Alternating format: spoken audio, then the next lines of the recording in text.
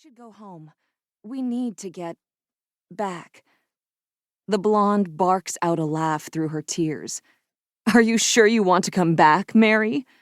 She glances up, mascara-smudged eyes catching her friend's. Mary freezes. Is the truth that obvious? It's always been just for fun, this thing they do, but she feels more at home in Elizabeth's body than in her own. She's only ever wanted to be Elizabeth, the tall, gorgeous, rose gold one, the one everybody wants.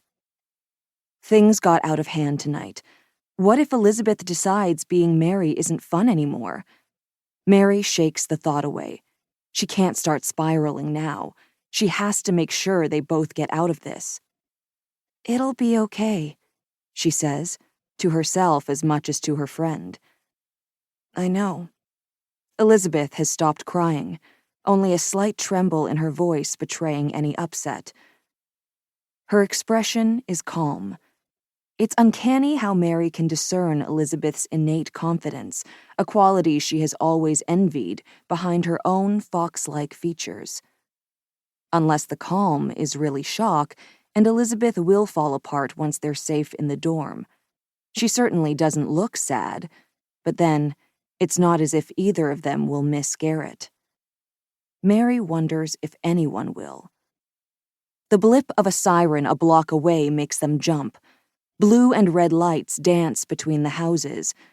The police are arriving, and the ambulance, just in case it isn't too late. Elizabeth is the first to move, putting distance between herself and the mess they've left behind. Mary follows. Relief flows through her, cool and sweet, at the thought that Elizabeth is back in control, that Mary doesn't have to be the one to fix this. More than that, tonight can't be the last time. She can't stand the thought of going through life without ever being Elizabeth again. 1. Mary. Now. I've just left my apartment, the cold hitting me like a snowball to the face, when Detective Johns appears. I was never charged in connection with what happened that Halloween, but attempted murder doesn't have a statute of limitations. It kills me that I didn't see this coming. As a child, I hated when my parents said to go play in the snow, because unsupervised time with other children never went well for me. It was only a matter of time until someone, often my brother, 2 years older, and big enough that I could have fit stacked inside him like a matryoshka doll, would hold me down and force a handful of snow down my collar.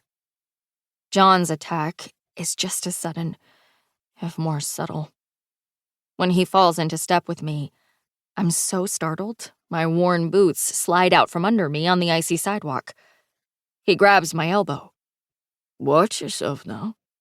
Those slips and falls can really mess you up. Did he just wink? I jerk my arm from his grasp, too rattled to pretend I don't recognize him. Good to see you, Mary, he says. It's been a while.